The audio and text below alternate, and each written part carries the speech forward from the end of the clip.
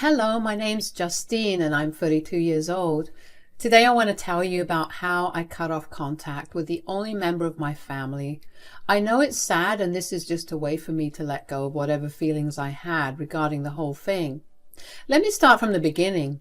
My parents passed away when I was 15 years old, and shortly after that my grandmother passed away. The only remaining family I had, at least family that lived in my state, was my grandfather, William. Now, my grandpa and I already had a very good relationship. I was his only granddaughter, and he spoiled me senseless. There was nothing I asked for that I didn't get. So even though I was grieving from the loss of my parents and grandma, I was happy that I got to live with him. Because he lost his family too, Grandpa became very, very overprotective of me. It took him a whole year to let me even go out of the house of my own, even if that meant just going over to the neighbor's house to play video games with my friends. He was also very critical and opinionated about my friends. These opinions of his never stayed between us only. His behavior changed based on who he was talking to, which scared a lot of my friends. As a result, I lost quite a few of them. And boyfriends? Don't even begin. I had 2 boyfriends, and he made both of them cry, and then they left me. As much as I loved him, when it came time for college, I was ecstatic to leave. I wanted to live a life free of his judgment and influence. I moved to a college in the next state, and I will admit I did go a little crazy because I finally experienced a little freedom. That was until I met my husband, Henry. Henry and I shared a few classes together, and we got to talking. It also helped that he was a very attractive man. I ended up developing a huge feelings for him, and I planned to ask him out at the end of the semester. However, when the time came, I chickened out and went back home instead of the semester break. I was super excited to meet Grandpa after a long time. Hey, Grandpa.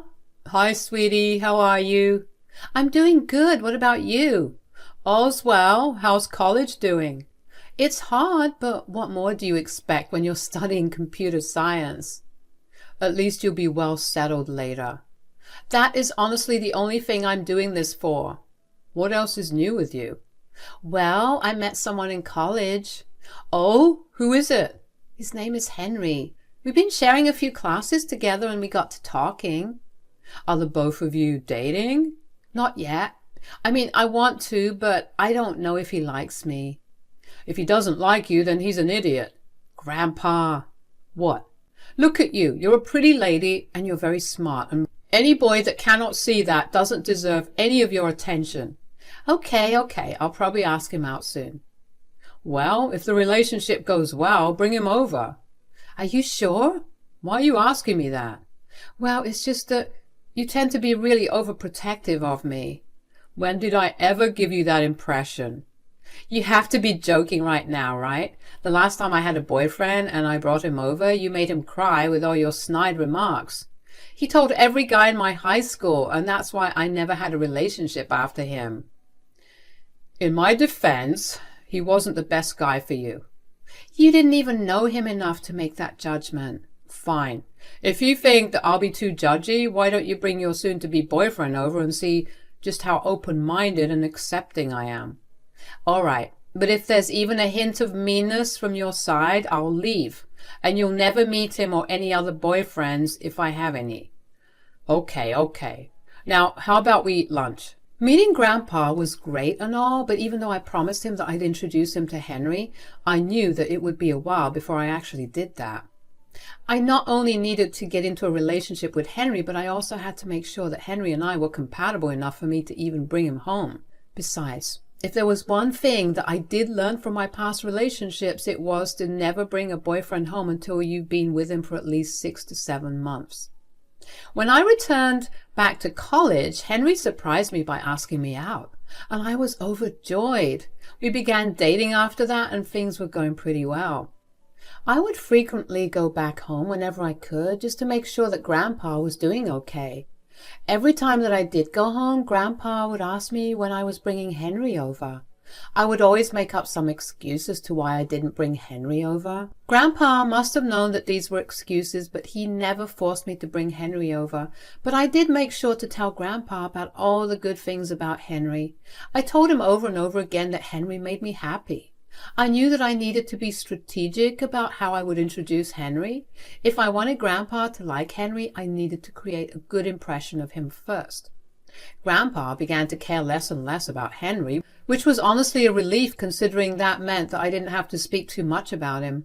I managed to keep that jig up until in my junior year I decided that it was time for my grandpa to meet Henry. I only made that decision because I knew that Henry was going to be the one for me and I wanted Grandpa to meet him. Henry was very nervous about meeting Grandpa, and that was very understandable. I tried my best to calm him down while also constantly reminding Grandpa about his promise to be nice to Henry. Grandpa assured me that he would be nice, and I believed him, like a fool. Anyways, when we got to Grandpa's place, Grandpa greeted us warmly. "Welcome, welcome. It's nice to see you both." "Hi, Grandpa. This is Henry, my boyfriend." "Hi, Henry. I'm William. It's a pleasure to meet you." "Hello. Justine has told me a lot about you. I promise you I only have her best interests at heart." "You better. Justine's told me a lot about you as well. I've been waiting for 2 years now to see the boy that has captured my granddaughter's heart." "You know that I was scared to bring him around." Yes, but you're here anyway, so tell me a little more about yourself, Henry." "Grandpa, this isn't a job interview." "I never said it was. I just want to get to know the boy a little better." "Oh, it's okay, Justine. Well, I'm from Colorado, but I moved here for college, and I'm a junior right now." "Oh, wow, Colorado. That's a big move." "Yeah, it was pretty hard to adjust to the big change, but Justine made it easier and well worth it."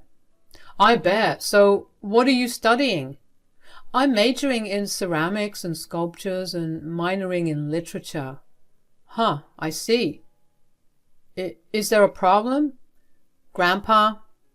No, I'm not being judgmental at all." "Good, then let's just have dinner."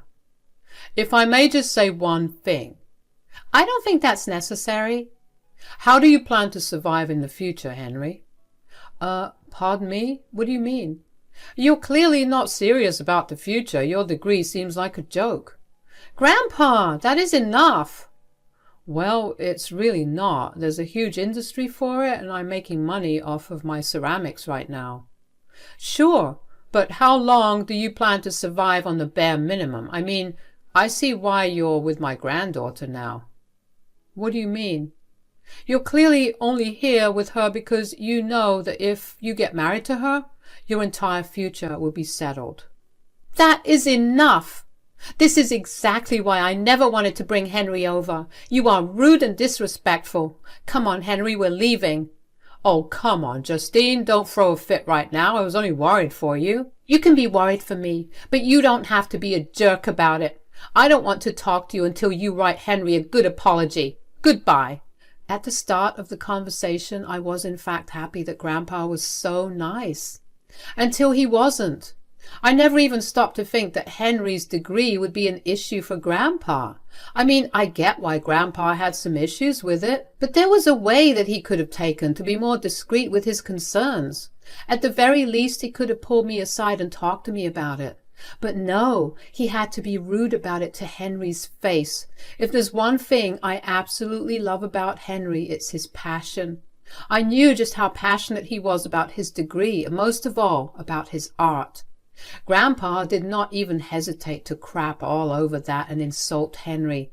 That made me very mad. I grabbed Henry and we stormed right off. I didn't see why we had to continue lunch with a judgmental snob. Henry kept trying to persuade me to go back. He told me that he would deal with everything, but I reminded him that the entire point of his meeting with Grandpa was for Grandpa to show me that he was respectful of my decisions and of him. To make matters worse, Grandpa never reached out to me after that either, by call or text. Every time I thought of giving in and checking in on him, I would remember just how hurt Henry looked when Grandpa said all those mean things about him, and hot rage would fill my veins, so I never reached out to Grandpa either. So for the next 4 years, I did not speak with him. I achieved quite a few milestones, all of which Grandpa was not a part of. Of course, it hurt me deeply, but I was adamant about not being the first one to cave. In my mind, if I caved, then I'd set a precedent for Grandpa that he could insult Henry all he wanted, and then I'd still talk to him. That was not what I was going to allow. Finally, one summer morning, Grandpa called me. "Hi, sweetie." "Hello, Grandpa." "It's been quite a few years since we last spoke properly." "Well, you refused to apologize, so I saw no reason to speak to you." "You're right. I was just being stubborn. I thought I was looking out for you, but I guess I was just hurting you and not considering your feelings." "Wow. I did not expect you to actually apologize." "It was way overdue. Besides, it's stupid to jeopardize my relationship with my only granddaughter because of my prejudice." "I'm glad that you're making up for it. I'm grateful that you found it in your heart to repair our relationship." "Of course. So tell me what's been new with you." "Oh, nothing really. I graduated and got a pretty good job. I'm living pretty comfortably." "Oh, that's great to hear. What about your dating life?" "Are you sure you want to open this can of worms after we just started talking?" "Oh, come on. I'm a new and improved man right now." "Fine. I'm still with Henry, and we're doing great." "Huh? You're still with him?" "Well, yes. He makes me happy. I love him." "And what is he doing career-wise?" "He's working for this small business that makes these intricate and expensive ceramics. He's doing pretty well." "Oh, well, as long as you're happy, I guess." "I can sense that you have things to say, but I'm glad that you aren't saying them." "Well, look, I don't want us to fight anymore, and as long as he isn't being a financial burden on you, you're free to do whatever you want." "He's definitely contributing equally to all household expenses." "Are you staying with him?" "Yeah, we found this beautiful apartment after we graduated, and we've been living together ever since." "You got a new place? That's great, sweetie." "Yeah. Why don't you come over for dinner sometime?" "Sure. Just tell me the time and place and I'll be there with a nice bottle of wine." Now, I wasn't naive enough to fully believe that my grandpa had changed, but I also wanted to give him a chance to prove that he had. Henry was very glad that Grandpa and I had made amends and took it upon himself to clean the entire house and also cook a delicious meal for us. Don't worry, I helped too. But Henry was very stubborn about doing it because he wanted to really impress Grandpa. We were set to meet him a week after our call. I was very, very nervous about Grandpa coming over, but I kept reminding myself that 4 years ago I was a different person. So that meant that even Grandpa was a different person. He was very capable of having a change of heart. In that week that we waited for Grandpa's visit, Henry ended up taking me on a date to this lovely French restaurant where he proposed to me. He had been planning the proposal for months and even made a reservation at the restaurant months in advance. It just so happened to fall that week. I was over the moon with joy, and I hoped that Grandpa would be happy for me too. When it came time to meet Grandpa, I found myself tearing up when I saw him. I really did miss him, and the first thing I did was give him a big hug. "Hello, William. Welcome to our humble abode." "Ah, this is a nice and cozy place." Yes, but aside from our nice home, we also have some bigger news for you." "Please don't tell me you're pregnant. You're way too young for that." "No, it's not that, but—" "Henry proposed." "What?" "Yeah, I was seriously worried that she was going to say no." "She didn't?" "Of course not, Grandpa. I said yes. We're officially engaged." "Why?" "Excuse me?" "Justine, you know how I feel about this man." "I thought we were good." "Only for show. I just hoped that the two of you would break up soon." "What even is your problem?" "My problem is that you're with a man who barely has a career. He's literally doing something that children do. You can't possibly think that you'll be able to live and survive with this." "Why are you only looking at that aspect? Besides, didn't I tell you that he's been contributing equally to the household expenses?" For all I know, you could be lying. I don't trust that someone who makes clay bowls makes around the same amount as a computer engineer. I'm not lying. And even if I was, why is it any of your business? I'm happy. Is that not enough for you? It would be enough, but you're clearly not thinking straight. You know that I'm only looking out for you. You aren't looking out for me. You're being rude and disrespectful. All you're doing is looking out for yourself. You don't really care about me. You're worried about that me marrying Henry would ruin your image. You can believe what you want to, but you are not marrying him. And what if I will marry him? If you marry him, you will no longer be my granddaughter. Wow. Is that all it takes for you to disown your family? Family listens to each other. You are clearly not family enough, so I have no problem letting you go. Great. You can leave my home right now and never speak to me. So, you're choosing this man over your own grandfather? Family doesn't give ultimatums. They're supportive of each other. That is something you clearly can't do, so I have no problem letting you go either. Goodbye now. I couldn't believe that Grandpa was willing to disown me over his opinion about who I should marry. Whatever anger I had let go of to make amends with him came back with twice the power. I kicked Grandpa out after that and had a good long cry. I just could not understand why he was being such a jerk. Did he really not see how well we were living and how happy I was? Did all he care about was him being listened to? Once again, I completely understood where his concern stemmed from, but there was no need for him to be crass about it. Henry was also very hurt at the way that Grandpa viewed him. He hoped that Grandpa would at least give him a chance, maybe actually get to know him rather than make judgments about him and our future based on his career alone. I wanted that too, which was the only reason that I offered to make amends in the first place. It took some time for me to deal with the emotional effects of getting disowned by my only family member, but with Henry's help I was able to go back to my normal life. We busied ourselves with wedding preparations, and a year after Henry proposed, we got married. That day was truly one of the happiest days of my life.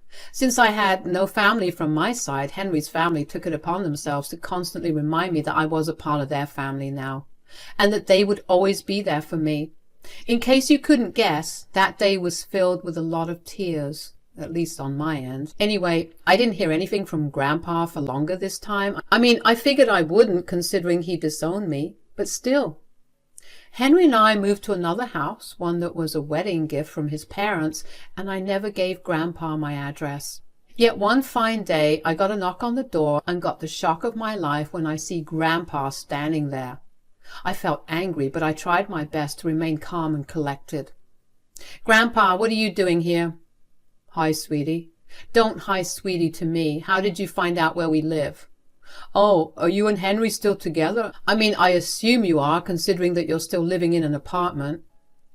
If all you're here to do is insult my loving marriage, I don't want to speak to you. But you need to tell me how you found my address and why you're here. Well, I may have asked around for your address and found it.